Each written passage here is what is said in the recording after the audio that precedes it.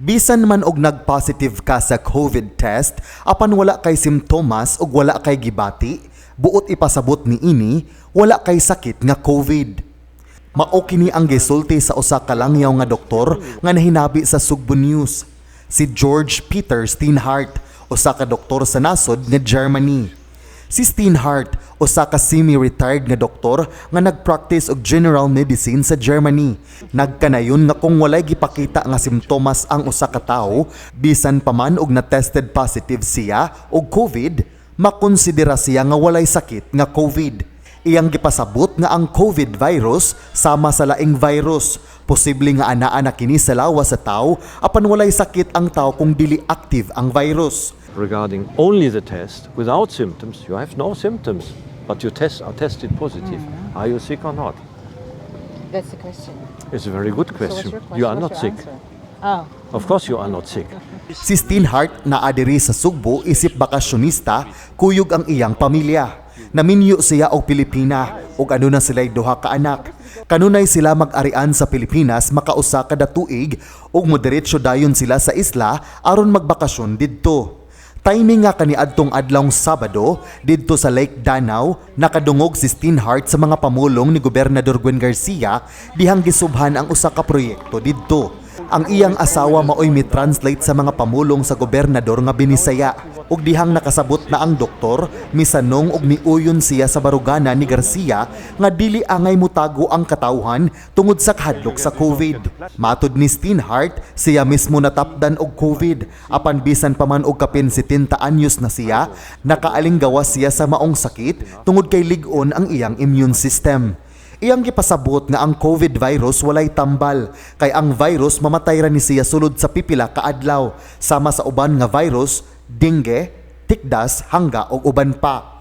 Apan ang kalig-on sa immune system sa usa ka tawo nga matapdan og virus, maoy makasalbar niini.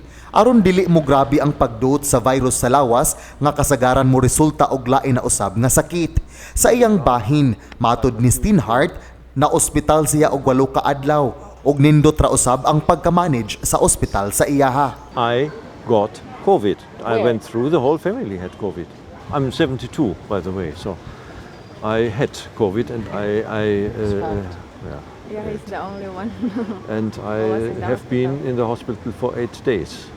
Severe flu is not very different. Well, I have my patients all my Yes. life, yeah. So if you have a severe flu and your patient is over 70, it is indicated to be very careful. So I consider it being not more dangerous than a normal flu. Normal flu. And the statistics are proving it. I don't know how you manage medically the COVID patients in the Philippines. I know how they're managing it in Europe and especially Romania. I have no complaints, but the medication and the medical treatment was excellent. I have nothing to complain. Nakapangutana sad siya nga nung kinahanglan man i-kwarantina bisan kadtong walay gipakita nga simptomas nga dili man unta sila makonsidera nga nasakit.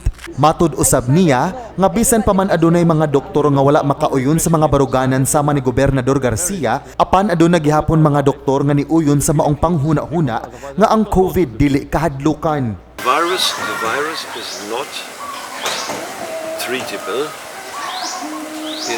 if you don't assist the immune system. You cannot kill the virus. It is your immune system, your personal immune system, which is killing the virus. Kanunay nga gipahimangno ni Garcia nga human sa kapintuig nga nasinati sa katilingban ang pandemya, iyan ang nakita karon nga dili angay mahadlok sa COVID. Hinungdan nga magsigi og lockdown o magtinago na lang sa sulod sa panimay. Iyang gibuksan ang turismo sa Sugbo ug ang ekonomiya aron mabuhi na usab ang panginabuhian sa katawhan. Apan iya usab gipahimangno nga siguroon lang nga lig-unon ang resistensya sa lawas sa katawhan aron makasukol kini sa bisan unsa nga sakit, dili lang ang COVID. She is a manager because she's managing The whole province. the whole province, and she's a politician. Yeah, you have a couple of managers who are like that, but most politicians are not. John Fredson Granada, Balita sa Sugbo.